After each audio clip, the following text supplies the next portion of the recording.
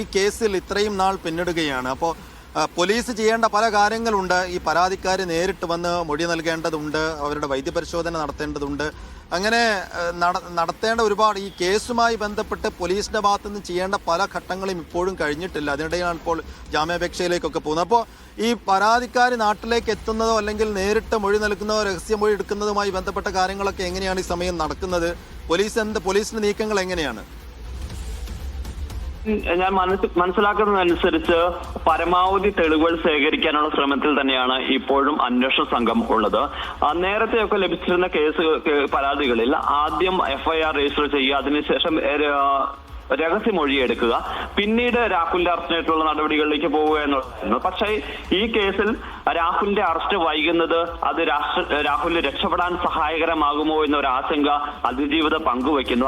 അതുകൊണ്ടാണ് പരാതി ലഭിച്ചതിന് പിന്നാലെ തൊട്ടടുത്ത സമയത്ത് തന്നെ രാഹുലിനെ ആദ്യം അറസ്റ്റ് ചെയ്യുന്നത്. ഇനി രഹസ്യമൊഴി രേഖപ്പെടുത്തുക എന്നുള്ളതാണ്. രഹസ്യമൊഴി നാട്ടിലെത്തി രേഖപ്പെടുത്തുക എന്നുള്ളത് അതിജീവിതയ്ക്ക് ബുദ്ധിമുട്ടാണ്. അവർ ഇപ്പോൾ വിദേശത്താണുള്ളത്. അവർക്ക് നാട്ടിലേക്ക് വരുന്നതിനുള്ള ചില സൗകര്യങ്ങളുണ്ട്. അപ്പോൾ അത് വീഡിയോ കോൺഫറൻസിംഗ് വഴിയാണ് രേഖപ്പെടുത്തുക. അത്തരത്തിൽ വീഡിയോ കോൺഫറൻസിംഗ് വഴി ഒരു രഹസ്യമൊഴി രേഖപ്പെടുത്തണമെന്നുണ്ടെങ്കിൽ അതിന് ഹൈക്കോടതിയുടെ അനുമതി ആവശ്യമാണ്. ഇപ്പോൾ അന്വേഷണ സംഘം ഇതിനായി അപേക്ഷ ഹൈക്കോടതിയിൽ കൊടുത്തിരിക്കുകയാണ്. ഹൈക്കോടതി ഇത് പരിഗണിക്കും, അടുത്ത ദിവസം തന്നെ പരിഗണിക്കും. അതിനുശേഷം ഇതിന്റെ അതിജീവിതയുടെ രഹസ്യമൊഴി രേഖപ്പെടുത്തുകയും ചെയ്യും. രണ്ടാമതായി ഈ കേസിൽ പരമാവധി തെളിവുകൾ ശേഖരിക്കാനുള്ള ശ്രമത്തിലാണ് അന്വേഷണ സംഘമുള്ളത്. കഴിഞ്ഞ ദിവസങ്ങളിൽ നമ്മൾ കണ്ടതാണ്, രാഹുൽ മാങ്കൂട്ടത്തിനെ കസ്റ്റഡിയിലെടുത്തു, ചോദ്യം ചെയ്യൽ നടപടികൾ നടത്തിയിരുന്നു. പക്ഷേ ചോദ്യം ചെയ്യലിനോട് രാഹുൽ മാങ്കൂട്ടത്തിൽ സഹകരിക്കുന്നില്ല.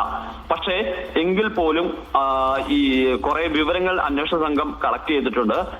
ഇനി രാഹുലിന്റെ കൈവശം നിന്ന് 2 ഫോണുകളാണ് പിടിച്ചെടുത്തിരിക്കുന്നത്. അതിൽ ഒരു ഫോണിൽ ഈ അതിജീവിതയുടെ ദൃശ്യങ്ങളുണ്ടെന്നാണ് കണക്കൂട്ടുന്നത്. ഈ ഫോണ് അൺലോക്ക് ചെയ്യാൻ, അതിന് ലോക്ക് പറഞ്ഞു കൊടുക്കാൻ രാഹുൽ തയ്യാറായിരുന്നില്ല.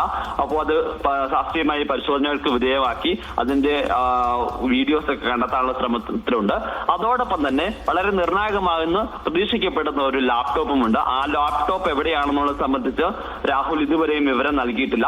അത് കണ്ടെത്താനുള്ള ശ്രമം നടത്തുകയും ചെയ്യുന്നുണ്ട്. അങ്ങനെ രാഹുൽ സഹകരിക്കുന്നില്ലെങ്കിൽ പോലും കൂടുതൽ തെളിവുകൾ കണ്ടെത്താനുള്ള അന്വേഷണവുമായി ബന്ധപ്പെട്ട പരമാവധി ഡിജിറ്റൽ തെളിവുകൾ ശേഖരിക്കാനുള്ള ശ്രമമാണ് അന്വേഷണ സംഘം തുടരുന്നത്. പക്ഷേ രാഹുൽ അന്വേഷണവുമായി പൂർണ്ണമായും നിസ്സഹകരണം പുലർത്തുന്ന ഒരു സാഹചര്യം കൂടിയുണ്ട്. അതിന് കേസിനകത്ത് ഒരുപാട് പരിമിതി ഉണ്ട്. അക്കാര്യം കൂടി ജോബി ജോൺ, നമ്മൾ ഈ കേസ് പുറത്തു വന്നത് നമ്മൾ ഇതിലൊക്കെ പറഞ്ഞുകൊണ്ടിരിക്കുന്നുണ്ട് ഈ പരിമിതികൾ. കാരണം വൈദ്യപരിശോധന നടത്തിയിട്ടില്ല, അവരുടെ മൊഴി നേരെ എടുത്ത് രേഖപ്പെടുത്താൻ പറ്റിയിട്ടില്ല. കഴിഞ്ഞ ശനിയാഴ്ച ഈ കേസ് പുറത്തു വരുമ്പോൾ ഞായറാഴ്ച രാത്രി അതിജീവിത ഇവിടെ എത്തുമെന്ന് പോലീസാണ് മാധ്യമങ്ങൾക്ക് നൽകിയ വിവരം. പക്ഷേ ഇത്രയും ദിവസമായിട്ടും പരാതിക്കാരി വന്നിട്ടില്ലെന്ന് മാത്രമല്ല, അവർക്ക് വരാൻ കഴിയില്ല എന്നവർ അറിയിച്ചിട്ടുണ്ട്.